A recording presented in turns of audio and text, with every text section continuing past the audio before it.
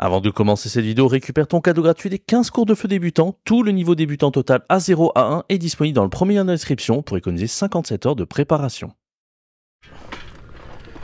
Comment sortir de la rat race? Salut, c'est Jérémy, j'espère que tu vas bien. Bienvenue dans cette nouvelle vidéo. Comme tu peux le voir, je suis à vélo aujourd'hui, tiens, pour changer un petit peu. D'habitude, je suis à pied quand je suis dehors. Ben là, je me suis dit, tiens, j'avais fait une petite vidéo à vélo. On est toujours en Thaïlande, on est au nord de Chiang Mai. On est dans un endroit super beau. Je pense que tu le vois, c'est assez magnifique autour de moi. Et je vais te faire visiter un petit peu, tu vas voir, on a des paysages, des décors qui sont vraiment magnifiques par ici. Et aujourd'hui, dans cette vidéo, je vais te parler de la rat race. Je ne sais pas si tu sais ce que c'est, comme son nom l'indique. Rat, c'est le rat, en français, et race, la race du rat. On va voir un petit peu de quoi il s'agit. Peut-être que tu sais ce que ça veut dire, peut-être pas.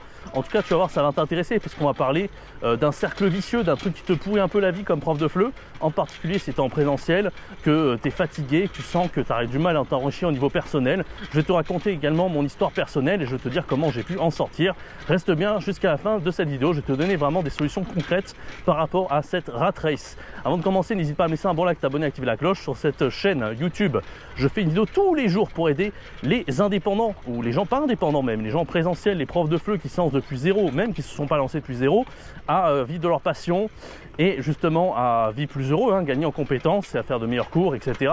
Bon, allez, parlons du sujet du jour, la rat race. Déjà, on va commencer par c'est quoi la rat race? La rat race, comme son nom l'indique, ça veut dire la race du rat. Imagine-toi cette métaphore en fait du rat qui tourne dans une cage, un peu comme un hamster, tu vois. Et en fait, il aimerait sortir de la cage, c'est-à-dire qu'il continue d'avancer, avancer, parce qu'il aimerait trouver une issue de sortie. Mais en fait, tu le comprends, en fait, plus il court, plus il se fatigue, plus ça sert à rien, et plus, voilà, c'est un cercle vicieux. Il ne pourra jamais sortir de la cage, en fait. Et voilà, en fait, c'est l'image de la métaphore du gars qui fait des efforts, tu vois, qui est privé de liberté et qui ne veut pas faire trop ce qui lui plaît. Et en général, on parle de rat race quand on parle des travaux en présentiel. C'est-à-dire qu'en fait, on a tous eu un diplôme, tu vois, on a travaillé dur dans la vie pour commencer à avoir un bon poste quelque part. Le FLE n'y fait pas exception, tu vois, mais il n'y a pas que le FLE. N'importe quel corps de métier, même quand ils sont bien payés, des fois des ingénieurs et tout, ils en ont plein le cul de leur boulot. Parce qu'on t'apprend à être un bon petit soldat, parce qu'on t'apprend à être un salarié. Et voilà, je veux dire, il faut des salariés, il faut de tout pour faire un monde. C'est magnifique par ici, j'adore, j'espère que ça te plaît également. Donc voilà, il faut de tout pour faire un monde. Bien sûr qu'il faut des salariés, bien sûr qu'il faut des gens qui obéissent à des règles, avec un patron, etc. Et je suis un peu essoufflé parce que le vélo, la montée est un peu rude, surtout que c'est pas des vélos extraordinaires, j'en ai loué un là pendant quelques heures. Donc voilà, en fait, c'est ça le problème, tu vois, c'est qu'il faut de tout pour faire un monde. Et le problème, c'est que il n'y a pas assez de gens qui se rendent compte qu'ils sont faits pour être freelance, tu vois, qui sont faits pour être digital nomades, qui sont faits pour vivre de leur passion. Il y en a beaucoup plus que ce qu'on croit en réalité, tu vois, même si au passage, il y a aussi beaucoup d'obstacles. Bon, moi je vais te raconter ma petite histoire de comment j'ai compris que c'était fait pour moi, l'entrepreneuriat, et devenir digital nomade depuis zéro. Et devenir freelance aussi dans le domaine du FLE.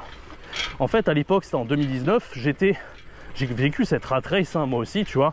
En 2019, je faisais beaucoup de cours, j'étais à 40 heures par semaine, parfois 60 en comptant les préparations de cours, les séminaires, les trucs comme ça, tu vois, ça faisait beaucoup d'heures, 40 heures de face à face, puis 60 heures au total, on va dire. Et puis, en fait, je me rendais compte que quand on avait un peu de vacances, entre une semaine et 10 jours, on allait en vacances, tu vois, on allait à Bali. Moi, je suis allé en Thaïlande avec un ami. Les gens allaient en Corée du Sud, quelque part en Asie, tu vois, parce que c'était pas trop loin. Et puis, on claquait des thunes, on faisait un peu les touristes. Ça coûtait cher pour les 10 jours, tu vois. Et donc, sur le petit salaire qu'on avait, c'est-à-dire 10 000 bahts en Chine, ça fait à peu près du 1400 € par mois, on cramait une grosse partie de ce salaire. On mettait très peu d'argent de côté, en réalité. Et surtout que, voilà, le fait d'enseigner à l'étranger, c'est pas comme à la française. On n'a pas tous les avantages de cotiser pour la retraite, du chômage, etc. Mais j'en ai déjà parlé dans plein de vidéos. Et aussi, voilà, tu mets pas trop de côté, tu sais, il y a plein de moyens d'investir aussi dans l'immobilier, en bourse, en crypto pour les plus avancés d'entre nous.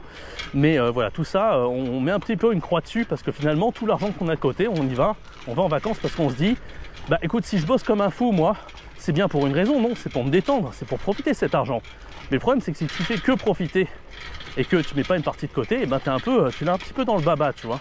Et en fait, ce qu'il faut regarder, c'est pas la rémunération horaire, c'est la rémunération horaire par rapport au nombre d'heures qu'on fait et aussi est-ce qu'on prend du plaisir dans ce qu'on fait.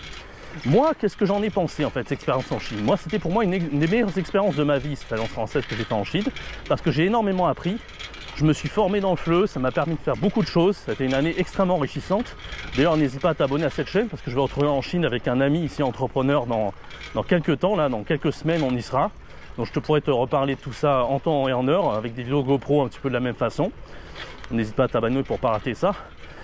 Mais voilà quoi, en gros, ça m'a appris énormément, tu vois, sur le métier de FLE, de prof de FLE, etc. Mais c'est pas pour autant que j'aurais fait ça toute ma vie.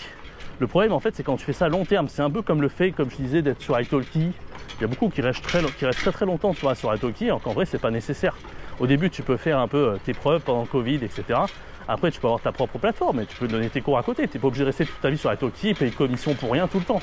Parce que ce qui compte, c'est d'avoir une vraie audience de fans, une vraie audience d'élèves. Tu n'as pas besoin d'avoir 10 000 élèves. Le but, c'est d'être payé assez cher pour le peu d'élèves que tu as. De ne pas avoir 10 000 élèves payés pas cher. Enfin, tu vois, la métaphore, je te l'ai fait des milliards de fois.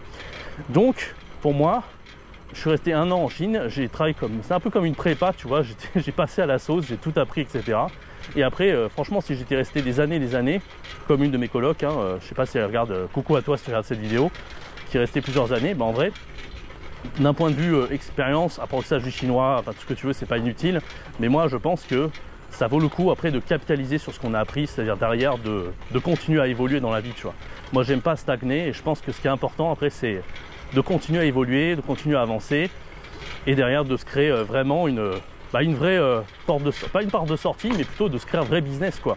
C'est pas obligé de créer tout un business hyper rentable à 10 000 € par mois, mais déjà commencer, tu vois, pour sortir de la rat race, à faire vraiment à se dire qu'est-ce que j'aime moi réellement, tu vois, parce que quand tu es en présentiel, c'est pas toi qui dicte les règles. Tu choisis pas tes propres horaires, c'est toi qui fais énormément d'heures, c'est toi qui continue à suivre le système avec un taux horaire qui est pas très élevé. Alors qu'en ligne, tu peux fixer ton taux horaire, tu peux choisir les gens, tu peux choisir le type de cours que tu vas enseigner, tu peux tout choisir, tu vois. Donc là, tu quittes un peu la rat race quand tu commences à être en ligne. Après, bien sûr, il faut de la discipline, hein. Tout n'est pas tout rose, tout n'est pas tout simple, mais c'est largement à ta portée en réalité, tu vois. Donc voilà, moi ce que je te conseille pour sortir de la rat race, c'est que tu te sens concerné par cette situation. Et de moi en fait qui était en Chine, un peu en mode je savais pas comment sortir de ma situation, tu vois, j'étais complètement crevé, j'en ai eu des cheveux blancs et compagnie, parce qu'à un moment donné, je sais que j'avais eu cours même avec des enfants, j'en ai eu vraiment des cheveux blancs, ça a été compliqué. Voilà quoi, en fait, à un moment donné, je me suis dit stop. Et quand j'ai vite vu, quand j'allais en Thaïlande comme ici, tu vois, à l'époque, et que j'avais pas vraiment le temps de profiter, que j'étais juste en train de glander sur la plage parce que j'étais crevé, je me suis dit c'est pas vraiment la vie que je veux. Moi j'ai envie en fait de kiffer mon boulot, de travailler, tu vois, toutes les matinées en mode deep work intensément, et ensuite l'après-midi d'être en mode bah voilà, là maintenant je peux profiter, là ici je vais avec mon vélo, je regarde un petit peu autour de moi, je prends l'air, je suis avec un ami, et voilà, je kiffe vraiment la vie comme ça, tu vois. Et toi, il faut que tu testes, parce que comme je te l'ai dit plus tôt, dans la vie, il y a des entrepreneurs, ils sont faits pour ça, mais ils le savent pas encore. Il y a des gens, ils sont pas faits pour entrepreneurs, ils doivent rester salariés, et tant mieux, tu vois. Il faut de tout pour faire un monde. Et voilà, mais le tout, c'est de le tester. Donc moi, je t'invite à le tester et de voir si c'est réellement fait pour toi. J'espère que cette petite vidéo t'aura plu. N'hésite pas à me laisser un bon like, t'abonner, activer la cloche. Je fais des vidéos tous les jours en ce moment, tu vois. Ça peut être dehors comme ça sur mon vélo, ça peut être à pied dans d'autres endroits ailleurs. Alors ça peut être en France, à l'étranger. En ce moment, je suis à l'étranger, tu vois. Et je continuerai à te faire découvrir des endroits, à te parler de philosophie comme ça, d'entrepreneuriat dans le domaine du FLE. Donc j'espère que ça te plaît encore une fois et merci de ton soutien. C'était Jérémy. Ciao, bye bye. Hop hop hop, tu voulais partir comme ça? Bah non, récupère ton cadeau gratuit des 15 cours de FLE débutants A0 à 1 pour économiser 57 heures de préparation. C'est fait? Ok, là tu peux partir.